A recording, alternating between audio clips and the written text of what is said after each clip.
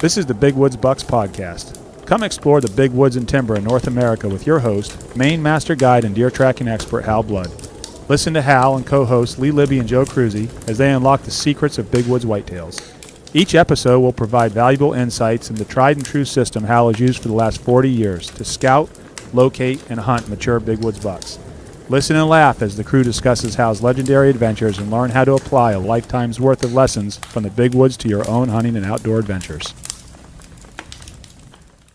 Welcome to Big Woods Bucks. Sitting over here in Rangeley, Maine today with Lee Libby and Joe Cruzy, my two co-hosts, my cohorts. I didn't know if you were going to get that out for a second. I'm talking slow today because my knee's pulsing I was me. going to say your knee must be affecting your mind. Yeah. So we're over here in Rangeley looking down on the lake. And today we got a special guest. We got Lee Schanz from Cornville, Maine. He's a team member on the Big Woods Bucks team that's been with us from the beginning. And we're going to kind of do a series to get everybody acquainted with who's on the Big Woods Bucks team. So go ahead, Lee. Tell us your story.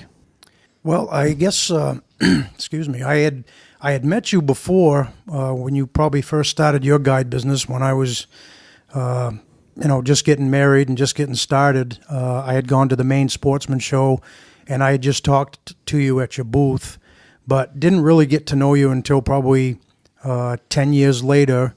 And I had just been coming off a good run of shooting a lot of big bucks up in the Cocajo area. And one of my clients, I just started my guide business, and one of my clients was an outdoor writer, and he'd written an article for the Northwoods Journal that you now write for. And I guess you had read the article, and you would come to the Maine Sportsman Show. It was my first year setting up down there, and you came and introduced yourself, and we started up a conversation about hunting bucks in the big woods, and you invited me up to Cedar Ridge, and that's how we met, and that's how our friendship started. Yeah, I remember that. I said, I read that article. I said, well, that guy's got something on the ball there. I got to go meet him. Killing all them big bucks up Cocajo. What was the article on? A guy had written an article, which I told him I didn't want it to be titled like that because I thought it sounded kind of arrogant, but he had written, actually, the month before, he had gone on a cat hunt with Paul Laney, and he'd written an article called Maine's Champion Cat Hunter. And then I had guided him, I think, on bird hunting like the year before. But like I said, in that time period, in the last 4 or 5 years, I'd killed a big buck every year in Cocajo that was like somewhere between 235 and 250 pounds. I had a pretty good run going, and he was staying at the same set of sporting camps, so he got to see all those deer. So he asked me, how many big bucks I'd killed, and he wrote the article, and it was with a question mark. It said, Lee Schanz, one of Maine's best buck hunters or something like that. And you asked him to change it to Maine's Champion Buck Hunter? No, I asked him to come up with a different title because I knew that it might be controversial, and I didn't want people to think that I was arrogant. But he said, oh, no, he said, it'll be great for your guide business. And the one thing that I learned from it is there were some people that were upset about the article because I'm sure they were good deer hunters. Maine's full of great deer hunters. Yeah. But like Hal, it didn't, people that are self-confident and people that know what they're doing, it didn't turn him off. He just introduced himself, and we were like-minded about a lot of things, politics, guide business, hunting deer, whatever it was. We were like-minded, and so it was good. It started that off. Well, a lot of people think it's a competition, between each other, and it's not. People can't get that out of their mind. They try to be the best or think they're the best. It ain't about that. It's about you and the deer. That's all. That's all it is. You and that buck or whatever, and it don't matter. Anything else doesn't matter, right? Right. No. But you're always going to have haters. I learned that my whole life. You're always going to have haters. Right. Yeah, I can remember after the article came out, I actually had a couple of guys wrote me some hate mail. You're kidding. Oh, yeah, I'm not kidding. I guess they thought that their brother or their father or whatever was the best deer hunter. And so I actually answered one of them, and that guy's actually after I started my guide business and was at a bunch of these different shows, I ran into the guy, and I remembered his name, and I don't know if he knew that he'd actually written the letter to the Northwood Sporting Journal. I don't know if he knew I'd seen it or not, but I just, rather than, try to pick a fight with the guy, I just started up a conversation with him. And to this day, if he sees me, he talks with me, and I think he's got over the hate. So. Yeah. It is, Hal, you made a good point there, that the whole, it's not a competition thing, because, it's like with the podcast, there's a lot of guys that listen to it. There's a lot of good deer hunters out there. Yeah. There's no one that's the best deer hunter in Maine. No, I'm not. That's for sure. There's no such thing. It's just guys that love to do it, and some guys are more successful than others. And if guys that aren't as successful can learn a couple of things from guys that are, then it's good for everyone. I would like to say, though, along with that, I do think that for sure some of the best deer hunters are the ones that hunt in the Northeast. And I know one thing that's happened to Hal and I over the years doing sportsman shows in the Northeast. You find there's a lot of guys from Maine, New Hampshire, and Vermont that they hunt where the deer population is low. They're hunting in adverse conditions. And I've got a lot of respect, no matter who it is. If a guy can go to northern Maine, New Hampshire, Vermont, get on a buck track and track a deer and kill it, I don't think there's any, better way to kill a deer than that. And those guys have developed the skills that set them apart from other deer hunters. It's not like standing over a food plot and waiting for a deer to come in. And there's nothing, I'm not saying there's anything wrong with that, but it's a different type of hunting than what we do. I remember being at years ago when I first started tracking and learning about it and understanding how challenging it was and what a great way to hunt it was. I was at a show down south, and the guys from Monster Bucks were there from Realtree, and I struck up a conversation with them, and of course I extended the invitation. Oh my God, you guys would have the best show. You got to come and see what real hunting. They wouldn't even think about doing something like that. Yeah. We've extended the same invitation. I'm sure a lot of people have. Hey, come on. I mean, imagine if you get an invitation to come try something as different as, and as one-on-one as tracking a buck in the Northwoods, and to not capitalize on that, it kind of says something. Well, they're about ratings and success rate, and their success rate's going to be either none or super low, Well, yeah. A lot of it's they got to kill something to be to make a show out of it. Right. A lot of times, and so that's it. They want to go other places, and that's fine. We'll keep the secret to ourselves up here, right? Yeah. We're talking to millions of people across the country, but. Yeah, well, we've tried it. We've tried it to ourselves. We've all had a cameraman in tow for weeks at a time and realized that the possibility of killing a deer on film with a guy behind you is slim and none. That's it. Somewhere's between there. Yeah, so what do we have? We have the stories, which we like to share.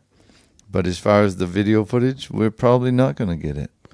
Not going to get those great kill shots with not a blade of grass in the way. We're not going to get that stuff. But I've done pretty good, and I know some of you guys are starting to do it too. And Lee, you had a segment on one of the DVDs, but that's why we talked about at the meeting this year that everybody is going to carry a camera with them and film what they're doing, because I've been practicing at it for several years now, and I actually started my first one I made that we could make into a film was 2010, and it's really not that hard to do that when you get used to it. You're filming yourself and you're taking people along on that journey, and people just love it.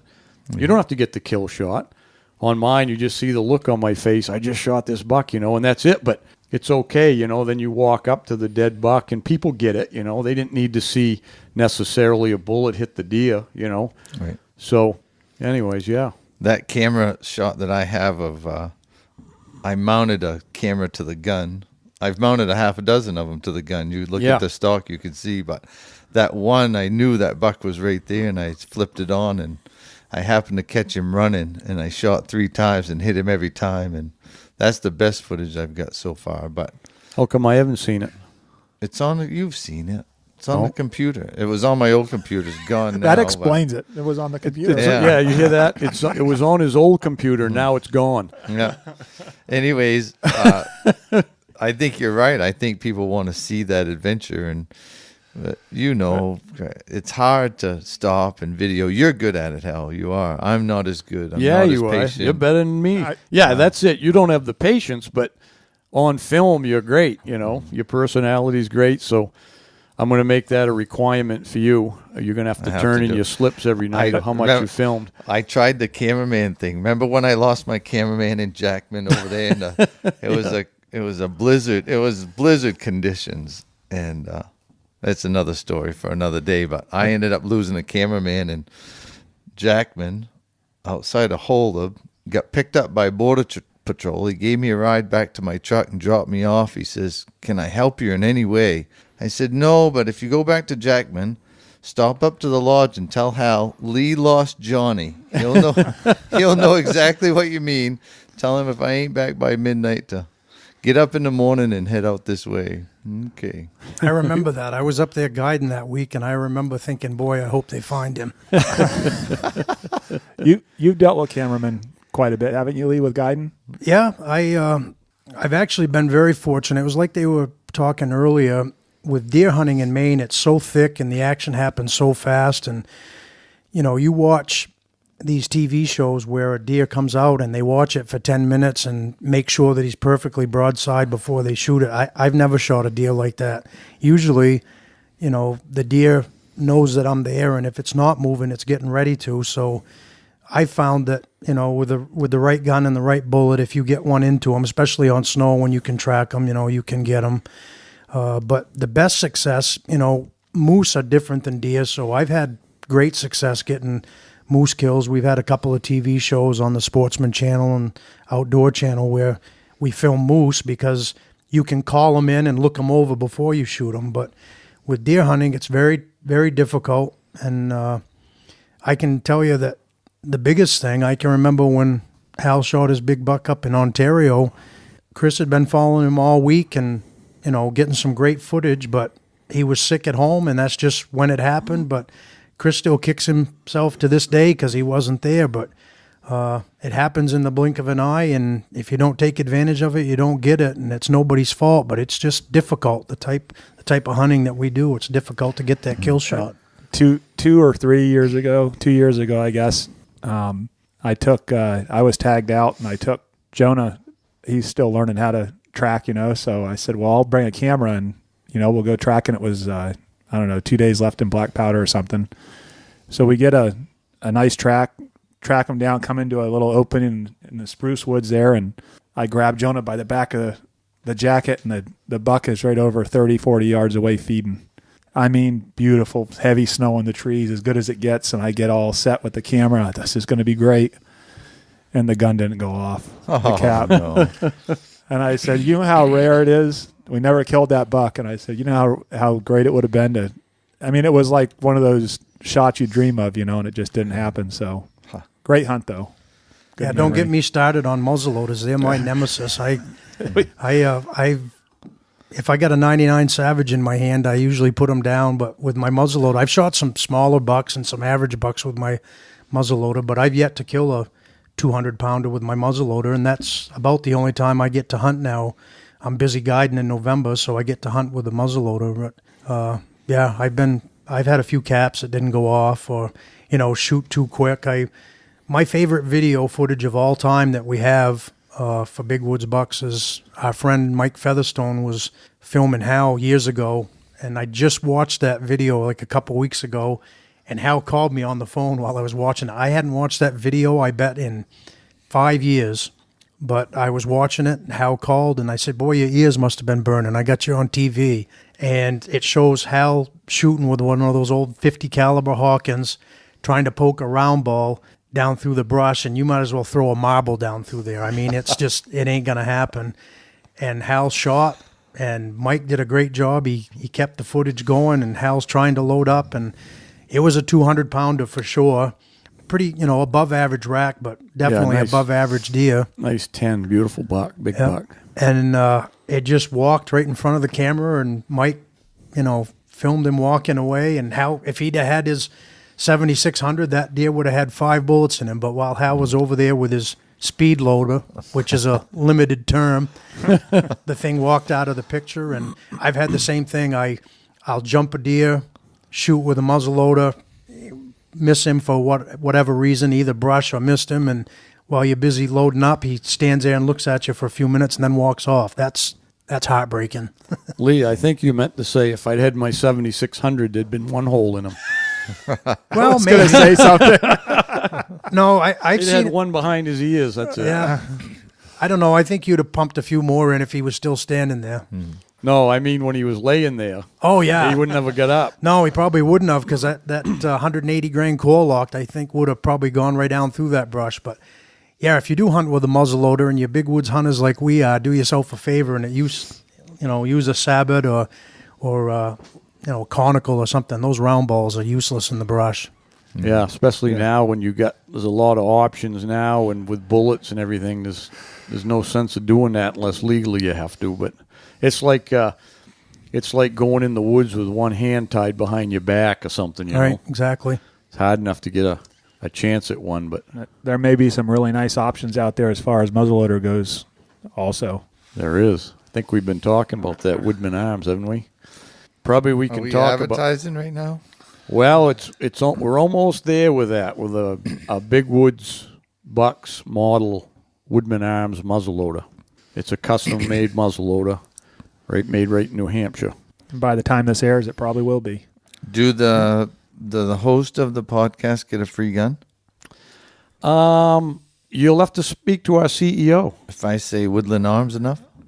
It's Woodman. Woodman. You say Woodland enough. I ain't gonna get it right till I get my gun.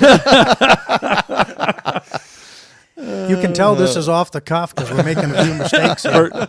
For the record, I'm willing to pay dealer cost on it. That's Lib. generous. Yeah, That's and Lib's, that is- Lib's tightened bark on a tree, right? Yeah. Well, and that is one nice machine. That gun. That's a. Ooh. I can't wait to shoot one. Yeah. I've had the privilege to shoot one. Boy, that's a. Yeah. I know the second I can get one, I'm going to have my hands on one. So, Lee Schanz, what are you doing for the state? You're part of the Maine Guides Association, right? The Yeah, board. Hal and I are both on the board of directors for the Maine Professional Guides Association. Yep. Did you find a fella to help you? I know you were talking about you was going to be looking for a guy there last year.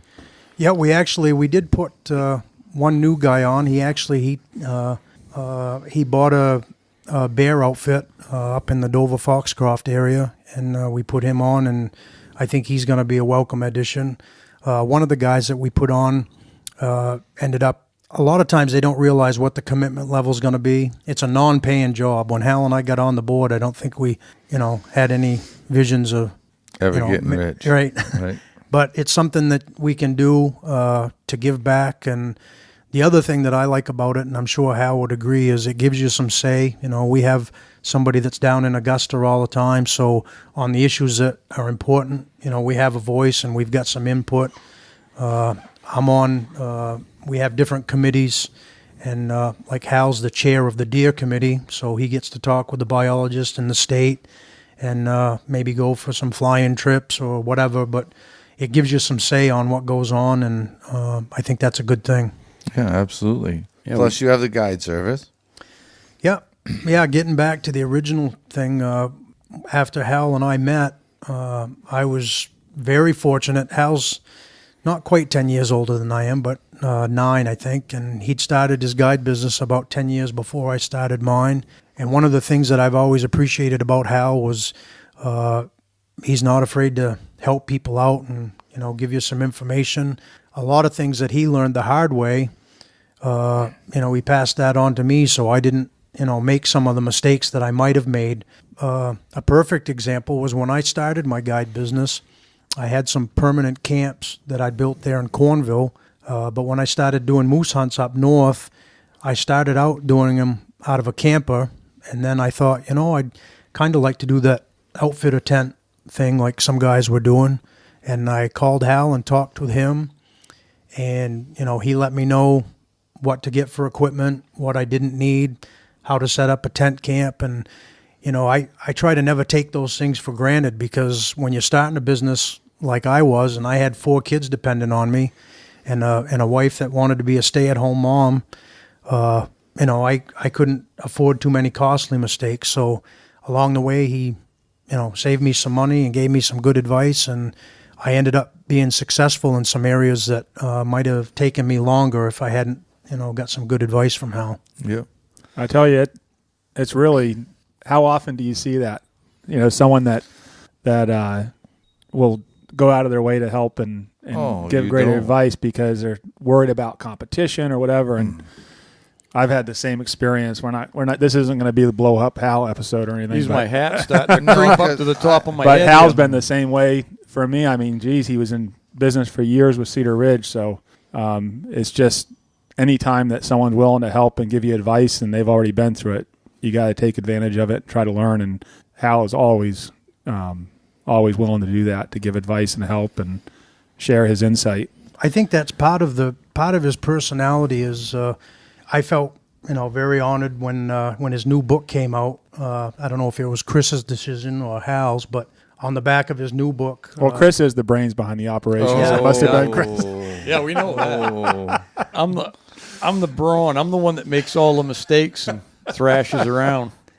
The quote that I had on the book was that he had that rare quality of confidence without arrogance, and that he was willing to share stuff.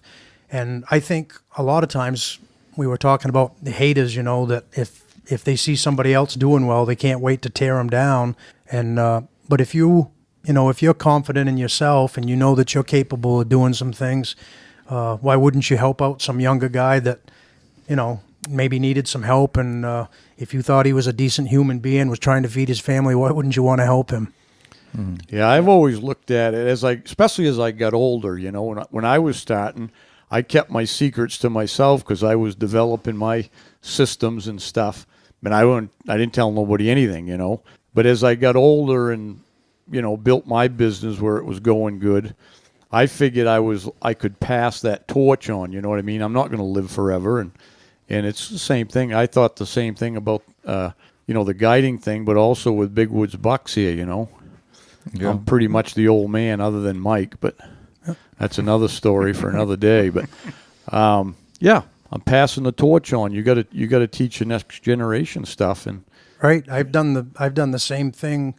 I was very fortunate. By the time Hal and I were together, he was well established and had some extra guides. And 2 or 3 of Hal's guides have worked for me in the past and done a great job. So, if I booked some extra moose hunters and I needed some help, I could usually count on Hal's guys. I knew that they'd be trained right. And I've done the same thing at Schanz's guide service. I've hired some guides that were fairly green, but you can usually tell if they've got the makings. If you think that they're going to amount to something and be good, even if they're a little green, you can mold somebody. And I like doing that, training them the way that you want them trained.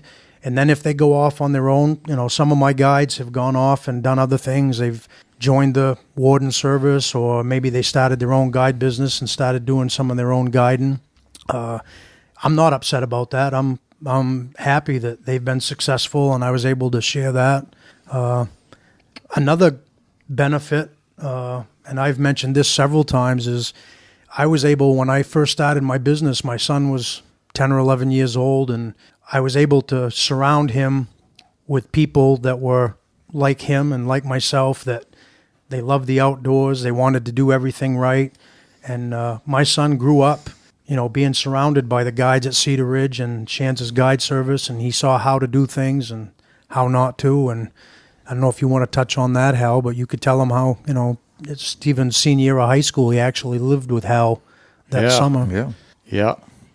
And Lee said is because he graduated, them kids all grew up homeschooled by Kelly, Lee's wife, which was I think a really great thing, and all great kids. And then Stephen, he kind of reminded me of me, he was a beanpole and he was ambitious and stuff. So I think it was a year he was going to turn 18 that summer, and Lee said he was available, and I was building a new cabin, and so I had him come up to help me. I hired him on, and I paid him by the week. I told him he'd pay so much a week in his room and board, and I think the room and board ended up costing me more than the pay was. A kid could eat. He'd needed sideboards on his plate. We'd come in for lunch, and he'd fill his plate, and he couldn't put another crumb on it. And I'd look at Deb. She'd look at me and shake our heads, and you never thought he could possibly put that because he was a bean pole. He'd never leave a crumb on that plate. You know, like, holy smokes. So Deb kept cooking more and more. That was funny. But, yeah, he helped me build that cabin, and actually Lee come over and helped on that, putting the roof on and all of that stuff, and that was a good time. And then that's when I think he decided he was going in the Marine Corps, wasn't it, Lee? Well, it was.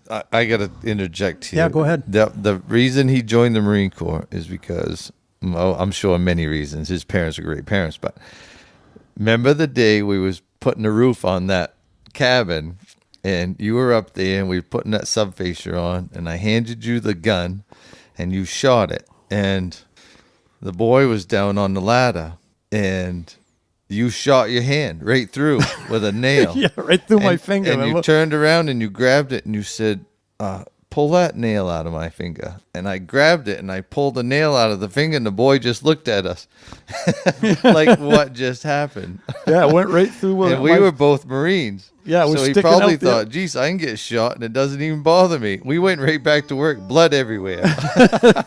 Yeah, I remember that. Shot that 16 penny nail, went right through. The tip of it didn't break the skin on the other side, but it went right through, and it was poking the skin on the other side. I just reached over, Lee, you want to pull that out for me? Yeah, I can remember. It's actually, I wasn't in the Marine Corps, but it's funny. Most of my best friends and people that, some of the guys I grew up with, and then the guys that I met later in life, I've been surrounded by guys that were in the Marine Corps.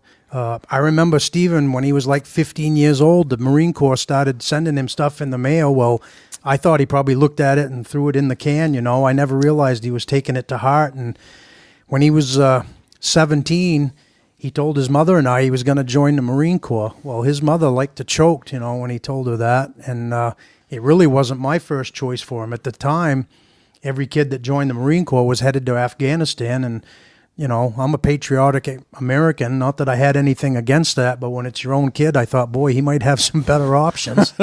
But he was bound and determined.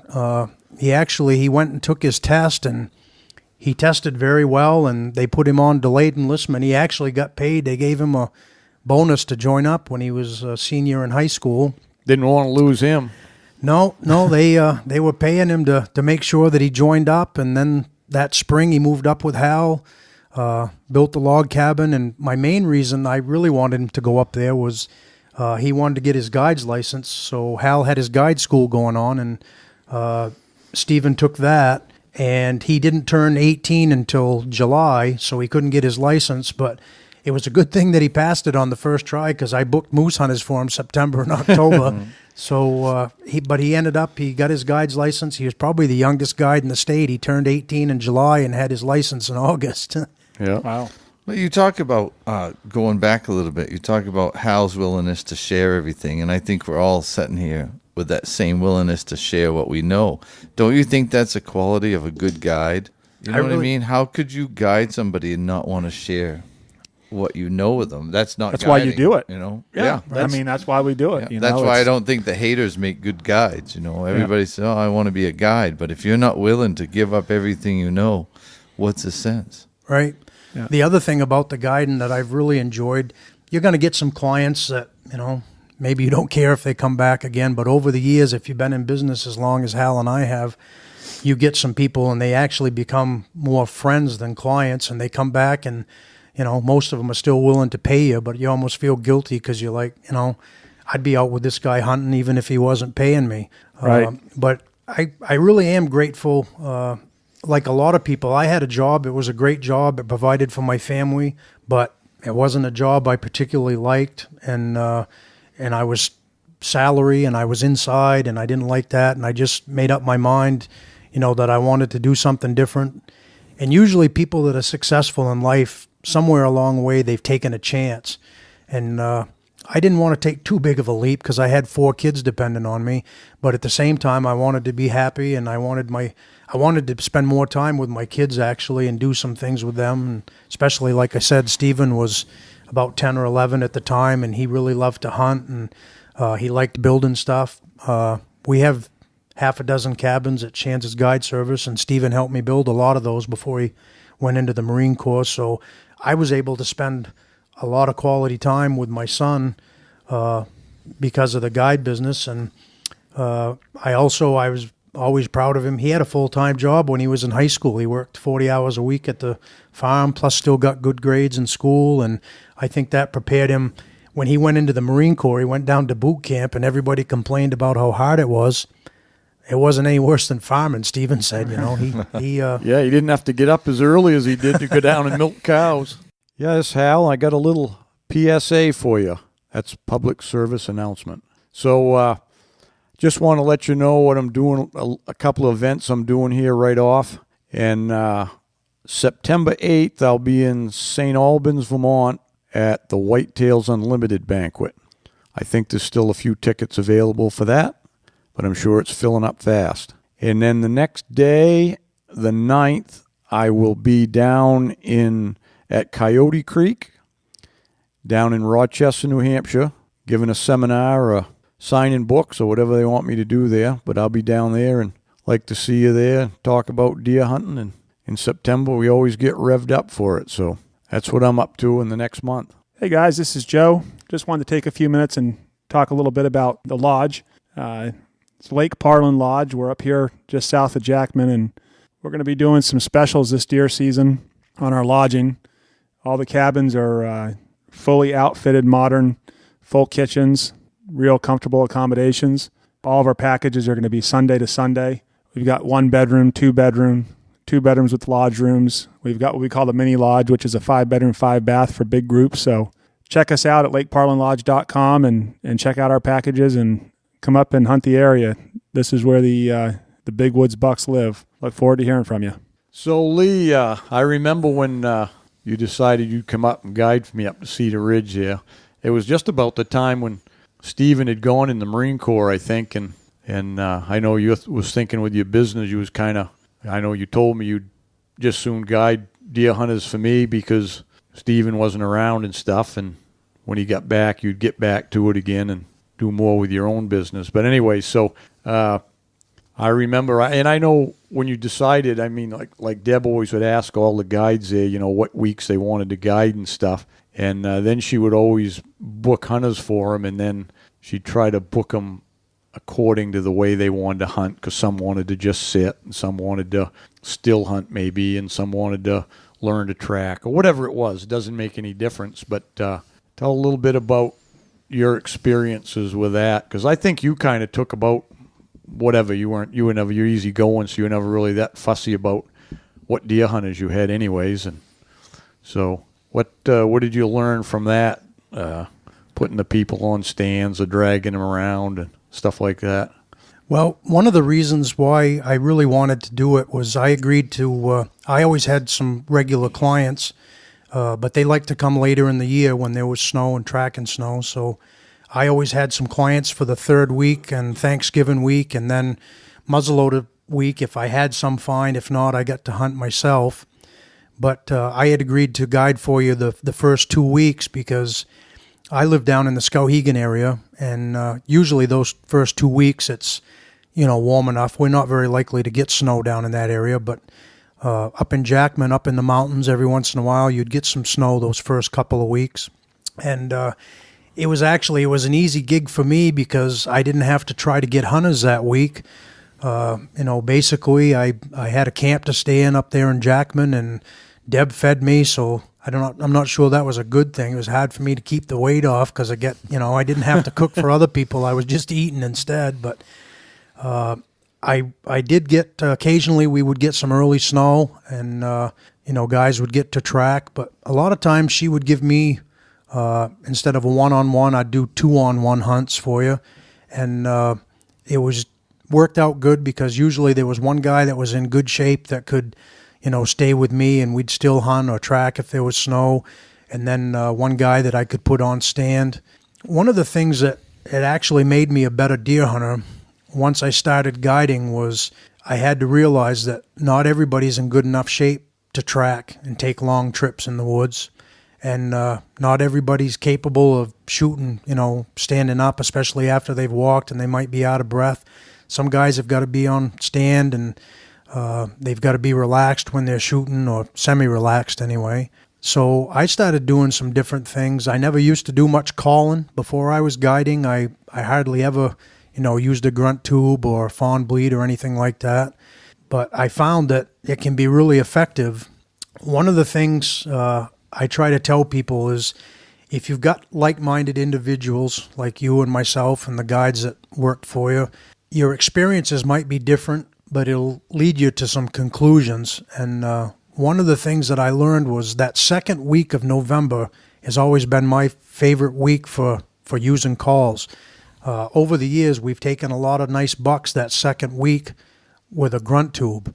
And I'm not sure exactly why that is, but I think the reason why is those bucks are getting geared up for the rut.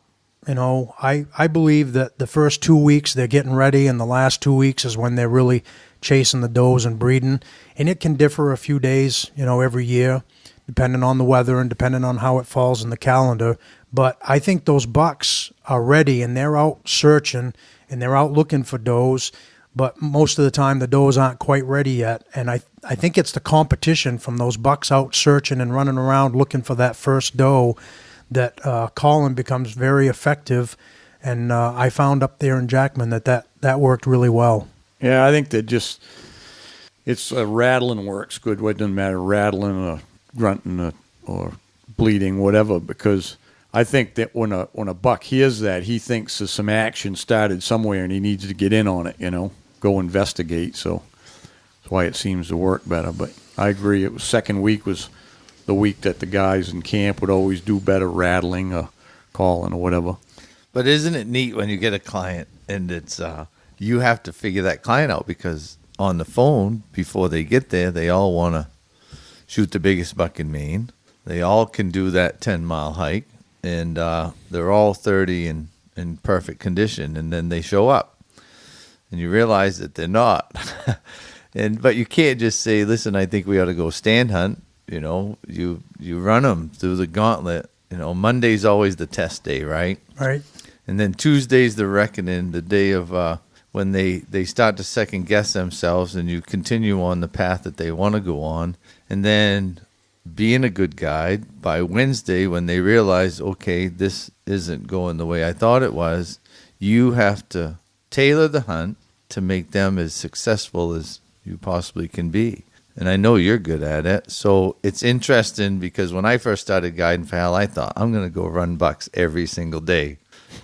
First two clients ever, 66 and 67 years old. I'm like, no, what are we going to do? So me being green at guiding, just common sense tells you, all right, I got to do something different. And that's why I built 2 ground blinds in the first day, and both of them saw bucks, and one of them missed a nice one, and both had a great time. But I always liked the thought of meeting that new guy on Sunday night and figuring out how my week was going to go. Yeah, sizing them up. It is something, isn't it? The first night in camp when they show and you finally meet them, and it's like you said on the phone. It's one thing on the phone, and then because they give you a visual on the phone that's not always accurate. Yeah. Yeah. Well, that's a good point too for any of our listeners. If you're gonna take to the big woods and hunt, and where you're gonna end up being more physical, no matter even if you go sit on a stand. Your stand's not going to be out on the back 40 in a food plot. It's going to be back in the woods somewhere, a half a mile or maybe a mile to get back in there. So you got to plan around being in shape, and don't be unrealistic. Just be in shape, because if you got a week to hunt, I used to tell my hunters my personal hunters, I'd take one-on-one, I'd grill them on the phone, and I would tell them to get in shape like they were going on a sheep hunt, and they'd. You'd hear a pause on the phone like, the guy's, what's he, nuts, But the first day they got here, they'd realize why, And particularly, we live in the mountainous area. We're all kind of guiding and living in the northwest part of the state. And in other areas of the state, it's a lot easier going. It's flatter ground or rolling hills. But if you're going to hunt anywhere where there's steep ridges or mountains across, northern New England, you're going to be in shape, because what I would find is guys would say, I've been walking 5 miles a day, but it would be on level ground. And as soon as you'd get to that first ridge and you started pulling up the first ridge, they'd be done in 50 to 100 yards. They'd be undoing their shirts and wanting to stop and take a layer off and sweating and wiping their brow, and I knew right off they're never going to make it, because if you're like that in the beginning, you're not going to get very far. And again, like Lee said, then you got to just scale back.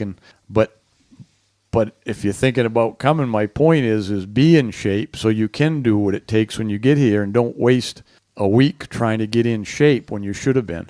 So wood shape is a lot different too. I mean, when I was guiding in Jackman, same thing with Lib. If you looked at Libby and I, you might not think that we look like marathon runners because we're both built pretty stout, but I'd have guys that would show up and tell me, they rode their bike 10 miles a day, and they probably were in great shape, but they weren't in great wood shape. And they'd probably look at you and I, Lib, and think, boy, I'm going to run right away from this guy. And usually by the second day, they were sucking wind because it's different, walking in the woods, stepping up over, blowdowns. And there's nothing flat in Jackman. You're hunting one side of the hill or the other. Every step's a high step. It ain't 10 miles of walking down the street. It's 10 miles of high stepping. People never realize how much energy it takes to walk quiet. Right. It takes more energy to walk quiet than it does to hustle along, because your muscles are, and it's a matter of, like what Lee said, training them and being in wood shape. And there is a big difference. And if you're out of it for a while, we're fortunate. We're out there all year, and we shed hunt, and we spend time in the woods all the time. So although I get out of it a little bit in the summer, it is, it's important to stay in shape, not just walking down a road, on the side of a road on flat ground every day. Yeah. One of the things that I tried to do, because again, it was my livelihood, and I had, a wife and 4 kids depending on me. So one of the best parts about guiding is the tips at the end of the week. So I always tried to keep the clients happy if I could. Some clients you can't, but usually after a day or two, I'd break them in easy, and you'd get some clients that were in great shape and that could go with you. And then you'd have some guys that you'd have to hunt different. So I would go up before the season, scout some areas, and find some spots for the average hunter, the above average hunter, and the below average hunter. And that's where I would bring them. Usually by the second day, I'd know what they were capable of, and that dictated where we were going to hunt and how we were going to hunt. Right. The best client, I say the best. It's not the best client. I guess the most successful client that never killed a deer was that a fella from Connecticut, had a ponytail right to his belt, and he was kind of built like me, heavy, stocky kid, 33 years old, didn't say a word, and he had 3 opportunities that week to kill a big buck. And he every time I turned around, he was right there with me all week long. And everybody assumes when you see somebody, you kind of make an assumption of how they're going to be, and it was totally wrong. Yeah. I flubbed that one up. But I ran him all week, and he never said a word about it. Kept right up. Yeah. Don't judge a book by the cover. No, right? He did. Had 3 opportunities that week. A lot of time it's mental toughness. They got to have, some guys have got a great work ethic, and that, it boils over into the deer hunting too. He was a tree climber out of Connecticut. Yeah. Climbed trees all day. I should have known. Yeah. You talk about woods walking and being able to do that. I always observed people when I was guiding. I did it right from the beginning because I guess it was because I could never understand why people couldn't be quiet in the woods, Right. They'd be behind me or something. I'm like, I'm walking, and I always took it into account, not go through stuff that I knew I could get through quietly, but figuring they could, and they'd still be making noise and stuff. Well, I finally figured out most of what it is people put their feet down too hard. They don't walk easy, like we was talking about. So you'll know this just by walking in with them in the morning. Say you get out of the truck and you're walking down a gravel road or a 2-rut road or something, and it's frosty or whatever it is, or maybe frozen puddles, and they're clomping down the road. If they can't be quiet in the road, now I know why they can't be quiet in the woods, because they don't put their feet down easy. They walk like they were, down on the sidewalk in the city or something, just clip, clomp along. So that would be the first thing I would try to get them to be quiet walking down that road. Don't step, like if there's 2 ruts with gravel in them, don't walk in the gravel. Walk in the grass or the moss beside it. You got to teach people. It's because they don't know. I mean, they do it because they don't know. But that's it. That's the beginning of it, is putting your feet down quietly. And I always related it to, if I was trying to explain it, the only way I can kind of relate it in woods walking, like Joe mentioned, is I relate it to like, it's like you like riding a bike. Your legs, the movement of your legs is like riding a bike. You know, they're coming up because you got to step up high usually. And so you're stepping up like you're pedaling a bike up, and then coming down. When you come down on a bicycle, you're not stomping the pedal down so it hits the bottom hard. It's a natural progression. It's a movement. It's like a round movement, 1 foot over the other. That's the only way I can explain it. Well, picking lines is a super important part too, and figuring the best way to go. And when you're in the woods enough, and I know it probably drove Hal crazy. We moose hunted some together, and he's followed me enough that I'm sure he's back there thinking, why is he going that way? Why is he because we all have our own way of going, and we all pick the lines. But line picking is an important part of walking quiet, and what to walk over and under and everything. And it was funny because I had my own moose hunt I was drawn last year, and my dad went along on the hunt with us. And he's not a woodsman. He doesn't spend a lot of time in the woods, but he gets around good. But he's not used to trying to be quiet, and I never – it wasn't something that struck me, but I think it was Jonah that was with us. He was running a camera, said something first. He said, I know why your dad is having a hard time with the balance. His feet are turned out. Yeah. And I started watching, and it was like every tree, he would like grab onto a tree over here because of balance, because his feet and walking down the road, it doesn't matter. But in the woods, you can't keep your balance. And then Hal said something that I always think about. This is one of those little tidbits that I'll never forget. He said, when you jump across a stream or, a little brook or whatever, you always got to land with your foot straight ahead, because if you land with it sideways, you're going back in that stream every time. And it's true. I've thought about it, like, because when you're in the woods, obviously you're always hopping from here to there. And if you don't have a good straight plant with your foot, and that was a little piece that you don't think about, but it'll help you big time, when. Yeah, it's either straight or toed in. I'll turn my toes in. Like if I got to cross a log over a stream, people's natural thing is they want to tip their toes out and like, kind of duck walk.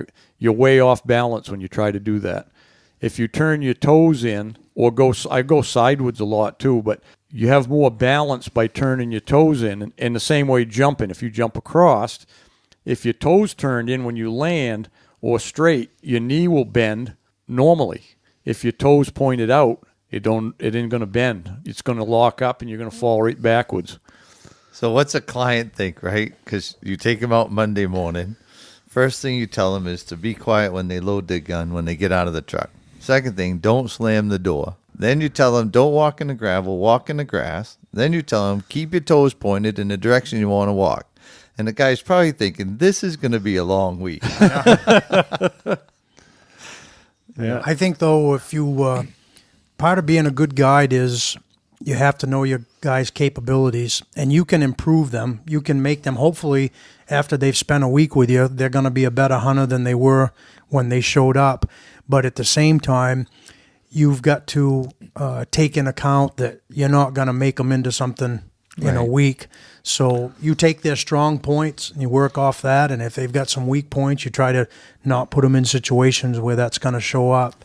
And the other thing is you can't be discouraged.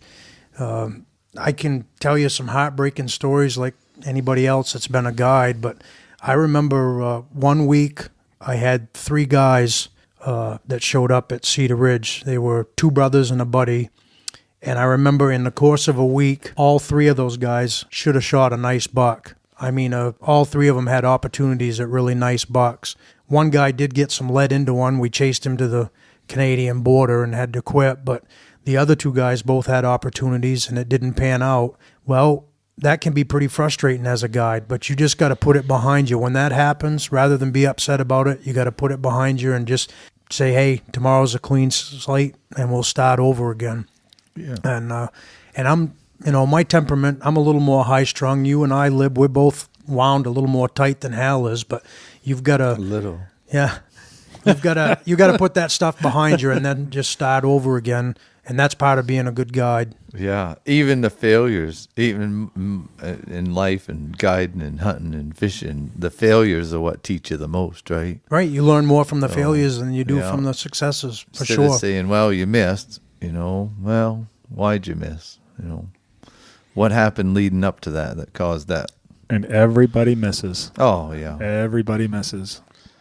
If you've never missed, people say, I ain't never missed. You ain't hunted much or you ain't shot at anything very much. Yeah. All right. Yep. Yeah, it is. There's the whole guiding aspect of it is, for me, it brought in, I'm the moose guiding. There's a lot of similarities. Hey, Different hunting. You just want to save the deer hunting for yourself. That's what it is. It's hard to... I can tell you from experience, I can remember that was one of the first conversations that I had with Hal when we got to know each other was I was shooting a nice buck, maybe not a 200-pounder, but I'd shoot a nice buck every year, and a lot of times they were over 200, and I was doing it every year consistently. Well, when I started my guide business, I thought, boy, this will be fun. I'll be in the woods all the time. I used to just take a week or 10 days off, and have to get it done in that amount of time. So I thought, boy, I'll be in the woods all of November. Well, the trouble is, if you're a good guide and you become successful at it, you're not hunting, you're taking somebody else. And so I can remember Hal telling me that you're probably not going to get to hunt until muzzleloader season, because if you're doing a good job, you're going to book a lot of hunters and it's going to cut in on your hunting time. And that's exactly what happened. But, it's a trade-off. I look at it like, I don't know, I've never kept track, but a lot of 200-pound bucks or just nice bucks that had big, heavy racks that, that I would have pulled the trigger on. Shot them. I wasn't getting them, but the clients were.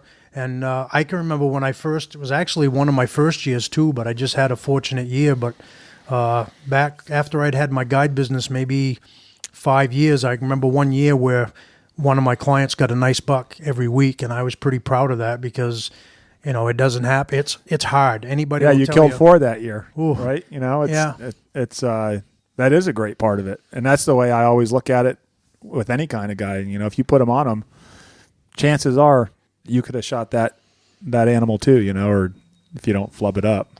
Right. And you can only hunt to the ability of your guide. You can go shoot a 200-pounder in 10 days, but your client, you know what I mean? Their physical fitness and their mental determination, you can't exceed that. That's all you got to work with. So that's a lot of your success rate. The client kind of, I feel, writes their own chapter. I would the best advice I'd give, we may have some people that are thinking about going on a guided hunt or being a client. If you're going to pay the money to hire a guide, do what the guide asks you to do. He wants you to be successful, and that's his success.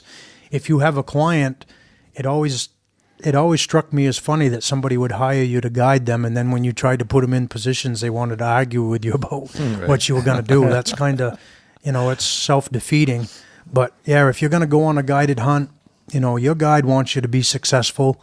You're paying him for a service.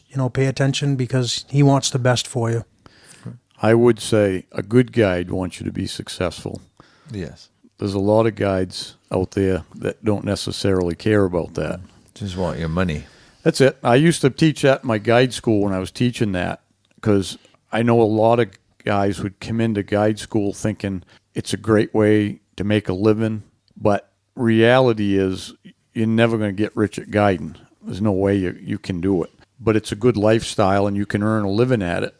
But if you go into it, I'd always tell my people, if you go into it thinking about the money first, you're never going to make it, because it will show to your clients. You have to go into it thinking you're going to do the best you can for all your clients, and the money will come afterwards. I mean, you'll be making money when you do it, but the money coming afterwards is the money how you'll make your lifestyle or your living. Because if you don't care about, if you just want to get their money, take their money and run them around for a week and then they're gone, and you don't care whether they come back or not because you think there's plenty of hunters, you'll never make it guiding. You got to build a reputation on doing a good job. You want your same guys to come back and make the friendships, and they refer people, and that's how it'll all start. So you got to get a good guide, and sometimes I know it's tough, trying to weed through it. It's a hard thing to do sometimes. You get people and you want references, and it's. I always told people, especially with the moose hunts, because they were specifically probably talking to a lot of guides, and I would just tell them, you just got to go with who you click with. You think who's gonna be the right guide for you. Just because they was the right guide for somebody else and somebody else gave them a good review might not mean that they're going to be what you're expecting or your personality or whatever it is. And the other part of that is same situation that we're all in is they're talking to me on the phone, and I'm booking the hunt and selling them and telling them what kind of hunt it's going to be. But the only person that's going to matter is the person that's actually spending the week with them in the woods. That's why it's so important to, if you're not the one personally taking them out, to have people that are representing your values and the way you hunt and how you want to be perceived. Oh yeah, I mean, it's important. Yeah, I had guys all the time wanting to guide for me at my place, and I was very, very choosy. There was a bunch of guys from town over the years. Geez, I'd guide for you. But when I see the truck down at the bar in the middle of the day during deer season several times a week, I'm not going to hire somebody like that. You know what I mean? So we were celebrating someone's party, someone's birthday. Oh, was that you, Joe? One of the things, I didn't mean to cut you off, Hal, but one of the things that I think you could liken it to is we're actually like teachers, good teachers, and the outdoors is our classroom. If you're a good guide, what you should be thinking about is you're trying to help this person and you're trying to educate them in the thing that they like to do.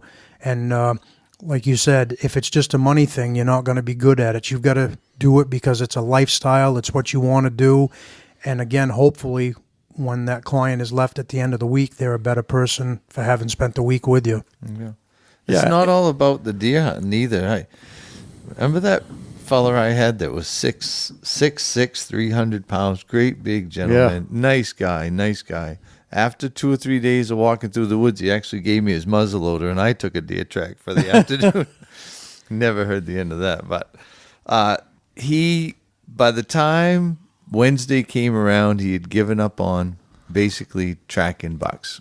But he wanted to hunt deer, so he wanted a tree stand hunt. So we set him in a ground blind. I remember one day it was wicked cold, and we got out, and we were setting in a ground blind, and he was about froze. I reached over and grabbed a little birch bark and a few dried limbs off a spruce tree, and I took my 99-cent Bic out of my pocket and lit a fire. And the amazement on his eyes was that he actually stuck his hand in the fire and said, "Ow, that's hot."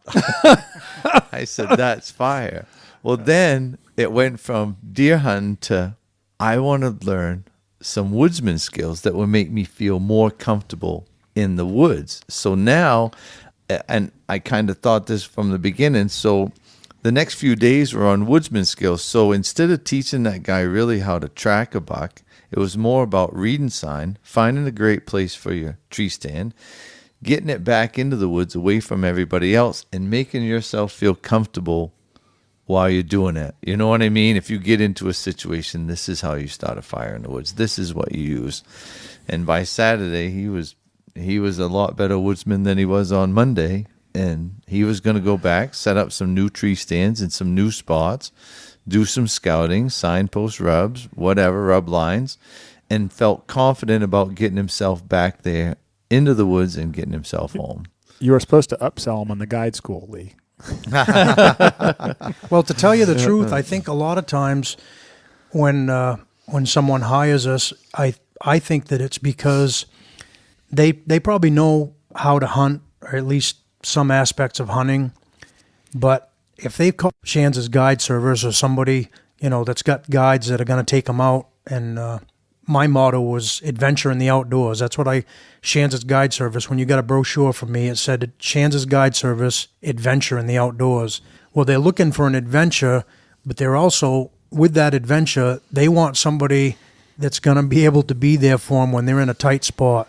Most of those people, the biggest part of their amazement with us is that if we get on a deer track in the morning and we're up near the Canadian border, and we just take off.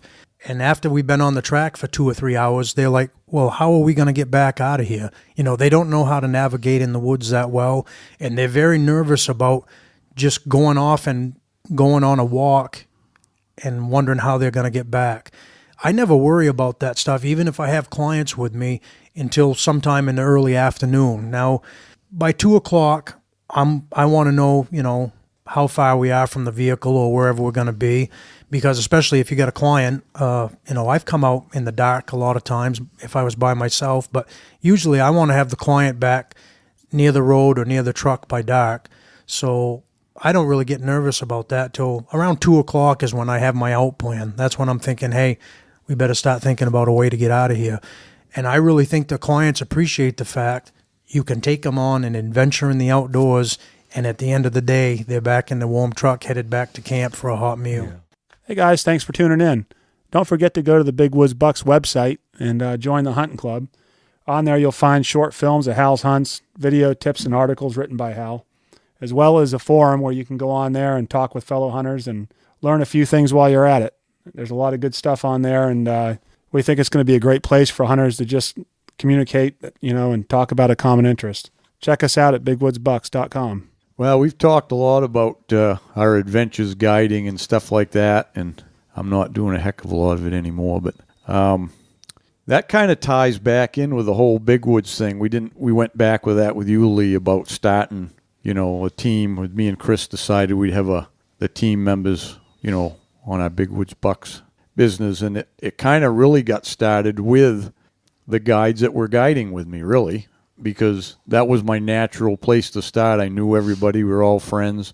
I knew they were good deer hunters and all of that. So, and that's kind of was the development of the Big Woods team, and we've put on a few more guides since then. But everybody on the team's not necessarily guided. It's not like a criteria or anything, but I guess the point I'd like to make is if people listening out there and like what they're hearing is just get a hold of one of these guys. You can find them on the, you know, right on the website, you know, look at their bios, whatever, and there'll be links to their businesses and stuff, and it'll be a good way for you to get started because you won't go wrong with any of them. So just put that in there for that, and that might save you some grief of trying to wade through, you know, 1,000 guides or more in the state of Maine or whatever there is. I know there's more than that, but it'll be a good start anyways. They're geared to hunting in the big woods and know about it.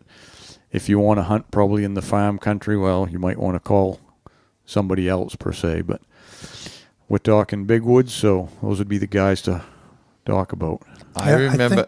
Go ahead, Lib. I remember the first meeting, the first Big Woods Bucks meeting was held at Bob Sapinski's house. Yeah. Yeah. And you called all of us up, and I thought I was going to the principal's office like I did often. But it wasn't. It was, that was this is what we want to do, Big Woods Bucks, and we want some help doing it. Yeah, I felt pretty good about it because I think the original crew was all guys that were guiding for you and your former outfit and myself. I think basically almost everybody was a guide to start with. Yeah, when we first started, that's where I started. I just grabbed all the guides and said, this is what we want to do, and if you want to be part of it, you're welcome to be, and that was the beginnings. It's been a long road. What year was that you started originally? It was 06. Was it 06? Oh, 07. It was the first or second year that I had started for you. Been a little over 10 years, and as in my deer hunting, I always got to learn everything the hard way, you know, so maybe I can teach somebody. But we learned everything about, I think by now, pretty much everything about this kind of a business as we could, trying to make things work, figure out what people are interested in, what they might want to buy, you know, what they might want to learn, and keep a following going. So, yeah, it's been, and everybody has their life, you know, and it's been a volunteer organization, and so people have a life. So sometimes some of the guys couldn't put as much effort into being a team member and doing some things, and some of them, quite frankly, have gone by the wayside, which is fine, but it all works out. I know for myself, and I told Chris this from the beginning when Chris asked me to be on. At the time, all 4 of my kids were still at home. And I remember thinking to myself, I'll do all I can, and I'm interested in being a part of it because he had written up a statement. It was our mission statement, and I thought it was a good one. And, we wanted to educate people and help them be better big woods hunters. But I've actually become more involved and done more over the years because my main focus was always, making sure I raised my 4 kids so that none of them were on the state and they were all, had a job and were supporting themselves. But mission accomplished. Yeah, that's right. They've got out and they're on their own now, and so I can put more time into it. And I've been very happy over the years with the success that we've had in building up, a bunch of Facebook followers, and hopefully this podcast will be the same. We'll build up a following, and I really do think, not just because I'm on it and some of my buddies are, but I do think that we have a diverse group that has a lot of knowledge, and we're willing to share it, and I think people can learn a lot from everybody on the team. Yeah, I would say hundreds of years of knowledge on the team. Yeah, hunting in the big woods. Yeah, I did want to mention too. So we back last year, at one of our meetings, we got together and we were all supposed to be writing articles, and most of us have slacked on it. But Lee has done an exceptional job. That's right. Schanz, with sticking with the schedule, and he's a hell of a good writer. Your little stories are really good. Yeah, I'm glad you clarified which Lee. Yeah, because the other one's a roofer. Yeah, the other one's a slacker too. Yeah. So, but it really, I always look forward to reading your stories. You have a good way of putting it down in words and your thoughts, and they're always interesting. And I think people really enjoy that. They're, most of the time they relate back to family and things like that, and it's what it's all about. Your last one you just wrote about Stephen was right. Really good. I do. Yeah. I get a lot of comments back from people, and I think deep down inside, everyone that has children, they want to be good parents and they want their kids to lead productive lives and go on to be successful. And I hope that I can portray that that's part of what brought me to Big Woods. Is we are like a family, and most of the guys that are involved, not everyone, but a lot of the guys, they've got families, and they've done a good job raising their kids, and their kids are involved in the outdoors. And I always get a lot of feedback whenever I post something about my son, probably because of his military background and the fact that he's, been with all of these guys in Big Woods since he was a small kid. I get a lot of feedback from that, and people appreciate it. I enjoy the writing, and that's one of the things I have tried to be, make sure that I get my 2 posts a month on the 15th and the 30th. And something that I've done, another thing that people really enjoy, and I'm going to continue with that, and maybe I'll gear some of it towards Big Woods, because I've been with Big Woods since the beginning, and I also, most of the guides that worked for Hal and myself, I've known them for a long time. I call it Throwback 30, but on the 30th of every month, I do something from the past, and people really seem to like that, so I'm going to keep that going as well. Yeah. Excellent. Did you tell us how you write those articles, Lee?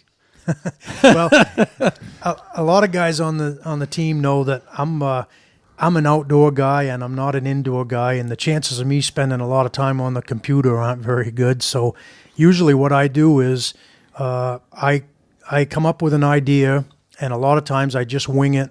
Well, for instance, like last fall, one of the most successful posts as far as views and people getting back to us, I wrote a little story called Lee and Hal's Excellent Adventure.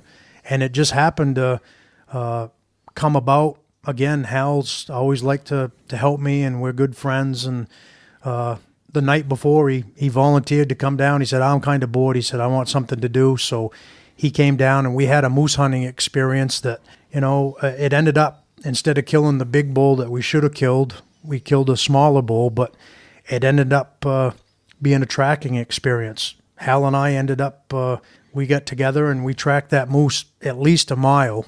And, in the story, I wrote over the hill and through the woods to grandmother's house we went. Well, we didn't end up at grandmother's house, but we ended up at an old woodcutter's, cabin. That there was no cabin there, but you could tell that there was a camp there at one time. I mean, there was all kinds of parts all over the place, and it just ended up being an exciting story that just came about. I wrote it down on paper, and I think what Hal wants me to say is I write it down on paper, and then my wife's my secretary. She puts everything on the computer. She puts them on. And so you handwrite all those first? I handwrite all of them. I scribble out any of the mistakes, and then she puts it on the computer. She's a good typist. More impressive. That's even more impressive. That's right. That means nobody else has an excuse for not writing, right? Oh, you won't hear me come up with an excuse. It just shames me every time I read. But he does inspire me. Yeah. But it's speaking about the excellent adventure. I was talking with my wife the other night. We were sitting there and we're looking out over the lake, and that's one of the great things about living here is we're surrounded by the adventure all the time. We're fortunate that we live in an area that Mother Nature has an influence on our life every day. Everything's changes and the lake changes and obviously weather changes everywhere. But when you live like where I came from, for years I lived in South Florida, and your life is not, unless a hurricane's coming, your life's not dictated by the weather. Your life is dictated by the millions of people around you and the city. And it's a completely different way to live. And we're so lucky that, living here and experience it all the time, you never know what adventure's going to come around. I mean, Lee and I are involved with trail grooming in the winter, and we're out in the middle of the night all the time and fighting the elements and, snowstorms and everything else. And it's kind of cool because you never know what's going to happen when you're out in the middle of it. What are you doing, grooming trails for the deer and moose? That's exactly right. Yeah. Some people like to use them to ride on, but we just do it for the deer and moose. One of the things that I think that, and Chris told me this because he noticed, like all those years that he followed Hal around in the woods with a camera, the things that Hal and I might take for granted, Chris didn't, and he knew that the people that followed Big Woods, they wouldn't take it for granted. Something that's just a normal everyday occurrence for us would be an adventure for some other people. Yeah. One of the things, just before we get away from it, because this is a weakness of mine and it can help somebody, you can learn from my mistakes, but you're talking about, the computers and electronics and all that stuff. I'm very resistant to change, and I'm old school and everything. It doesn't matter if I'm building a house or if I'm chasing a deer. Everything I do is old school, basic tools. I'm not into new stuff. I'm not into fads.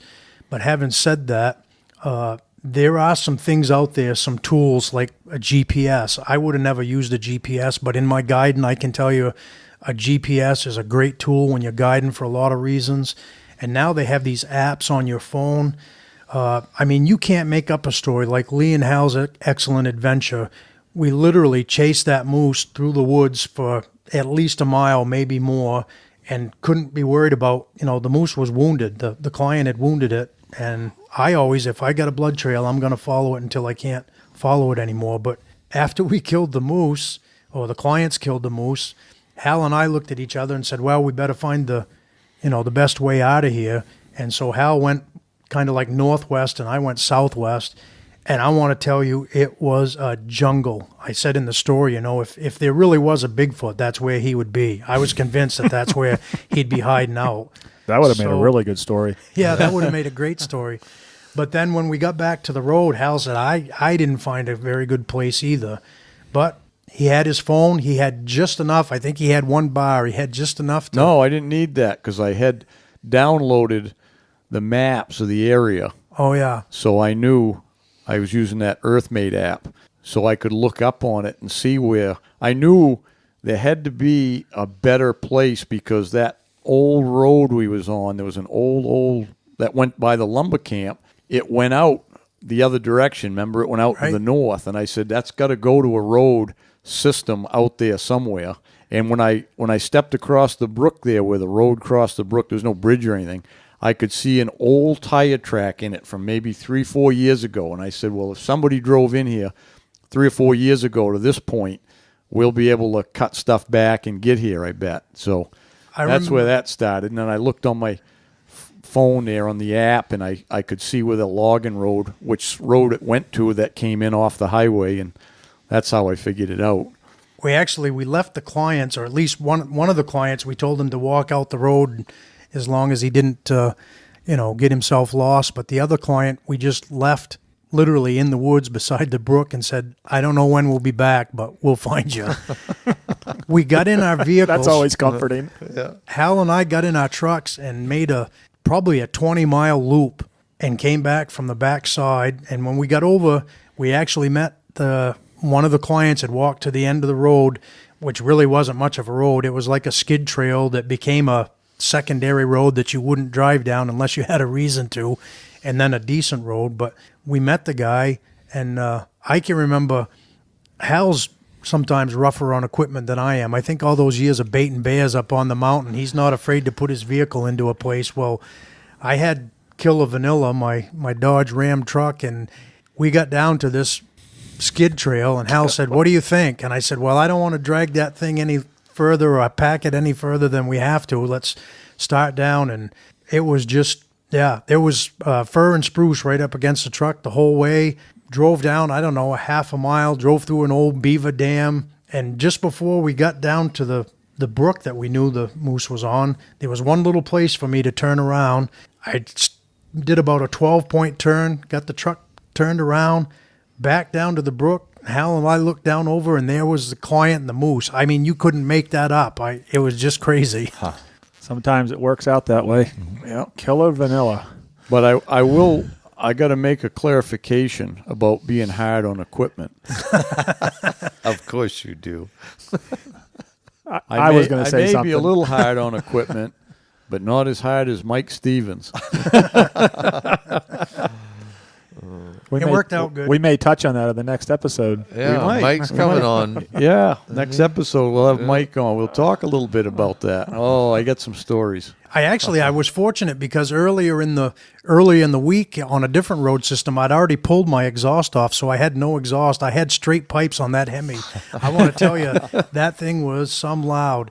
So I had no exhaust to pull off. If I did, I would have pulled it off there. So luckily, I'd already lost it. That's also another prerequisite to being a guide in Maine is I think you have to have a vehicle you don't care about that you can put anywhere. Yeah. Yeah, if you're squeamish about going down a road with a few alders in it, you ain't going to get far. Yeah. I look at it like a car wash. If she's rubbing on both sides, it's going to get clean. Yeah, I put that in that I gave it to Jackman Car Wash. Yeah. I used to look forward to going to the top of Bald Mountain. Yeah. I took my woods truck I took in last year, and the rust, I wanted to save it before it got too far away, so I put more money than I should have into it and got it all painted up beautiful. I mean, shiny just before moose season last year. Less than a week old paint, and I went down a road that you probably barely walked down. For what, 2 or 3 miles we go on that road, Hal? Yeah. Oh, well. Perfect. They make new ones every day. Yeah, I haven't done anything with it since then, so I guess that's the way it's going to be. I think they actually made fun of my truck when I first got it. When I bought the truck, and I just asked the guy on the phone, I said, what color is it? Not that I really cared, but he said vanilla. I said, vanilla? He said, don't they call that white? But he said, it's a really pretty truck. It's got all kinds of chrome. Well, you could tell when I first saw that, it didn't look like it had ever left the pavement. It was waxed up. It was a beautiful truck. Well, I was going to start guiding a month later, and the first road that I took it on the moose hunt, was alders right up tight on both sides. And I told the client, I said, it's getting the redneck baptism right here. But that year we ended up, the first season we killed a bull that made mastic, and then the next 2 weeks later we killed a Boone and Crockett bull and put it in the back. So the first 2 critters that were in the truck were both corkers. So they nicknamed it Killer Vanilla. Could have been your porn name. Oh, shoot. Well, that's good. So what's next, Lee Schanz? What are you going? You booked up for this year for moose hunts, I assume? Yep, I got a bunch of moose hunts that we're going to do, and then we're pretty well booked for deer season. Really? Yep, I got a pretty full slate, and looking forward to it. While we're talking about that, the guys on Big Woods, we actually hunt moose different than most people too. You want to touch on that, Hal? I'll go into that a little bit. Yeah. Well, it's just that most people nowadays, they still think, because Maine was traditional when they started the moose hunt, it was, nobody knew how to hunt moose for one thing in the beginning. But there was so many clear cuts, it didn't matter. They were moose were out in the clear cuts, and the method of moose hunting was driving down the logging roads till you saw the one you wanted and shoot it and drag it to the road with a truck or a winch or something and load it up. But those days are over. Most of the clear cuts have grown up, and you got to go in the woods and do some calling and even some still hunting. But one thing I want to relate that back to deer hunting is if you can learn and hone your skills in the big woods, deer hunting for the deer in the big woods, everything else, every other animal you hunt, I would dare say in North America at least, is going to be easy for you. And I don't say that lightly because I know people hunt elk and all that stuff, and I have too, but there really isn't. You'll have the skills to make it easier to hunt any other animal. And again, moose would be one of them, because if you know the woods and how to get around in the woods, and you've been up here deer hunting where you've had access to seeing moose and listening to them, then that ties right in. You'll be a better moose hunter by being able to go in the woods and shoot a moose that way instead of relying on luck out around the roads. Exactly. That's one of the reason why I brought that up is I think that a lot of times now we hunt moose, maybe not quite like the same way that we would deer, but a lot of our moose hunts aren't on the road. They're off a road somewhere, and if you've got a big bull that you want, if you've got one started and you've got a good idea, if you've seen some sign in the area that would lead you to believe that there's a good bull in there, we just take off and get the moose, and if you have to pack it out, you do, or whatever. But if you've got clients that have hired you because they want to get a 50-inch bull, they've already won the lottery once. They won the lottery to get the permit, so don't try to make them win the lottery again by driving down a road and getting the moose that way. Get them off the road, get them into the woods, use your woodsmanship skills. All of our guides that are on the staff and the ones that guide for me, they're all good moose callers. That's the most exciting way to hunt them. Just making it an adventure. Again, I think everything we do is an adventure. Yeah, so that's one thing, for you listeners out there. I mean, we're talking about our big woods deer hunting, and that's what this podcast is about. But if you're interested in moose hunting, Maine has got fabulous moose hunting, probably the highest concentration of moose in North America, and it is a lottery. You have to draw a tag and you have to apply and draw. So if you had any idea about thinking you wanted to moose hunt, well, give it a whirl. You can go on the website at Maine Fish and Wildlife. They think it opens up about beginning of January, and January through May you can apply, and then if you're lucky enough to get drawn, it's a kind of a once in a lifetime hunt. Beautiful trophies up here, and then all you'd have to do is get a hold of one of the guys on the team and you get set up. I think we'll probably do a whole episode on moose. We've been talking about it, and even though it is big woods bucks, everyone that hunts big woods bucks, I think, have an interest in hunting moose, and if they don't, they should, because it is a fantastic hunt. It's right. A lot of fun. And again, if you want to make it an adventure, you can. If you hunt with us the way that we hunt, it's an exciting adventure, and you'd have fun. Going to the grocery store with us is an adventure. Yeah, that's right. Yeah, we're driving 30 hours to Ontario. All right. Yeah, but I would say get your applications in, and I mean you can't for this year, but let's do a podcast after this moose season, and then we can tell stories and do all of that. Sounds good. Well, all right. Thanks everybody for listening. That's another one under the belt, and glad you tuned in. Appreciate Lee coming up today. It was thanks, fun sitting Lee. around. Thank you. Yeah. Even though you had to drive with Joe and listen to him all the way up, you made it. Oh yeah, it's all good. Hey, thanks for tuning in. Till next time, good luck on the trail.